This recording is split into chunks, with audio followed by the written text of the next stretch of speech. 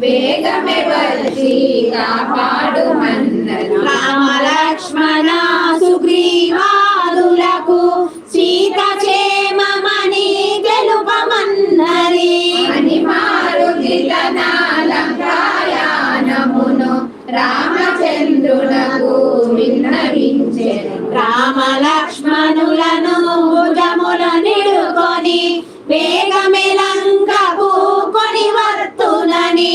రామ లక్ష్మణుల పరిసరములకు రావణాదులు కూలుట నిజమని. ఎన్నో రీతుల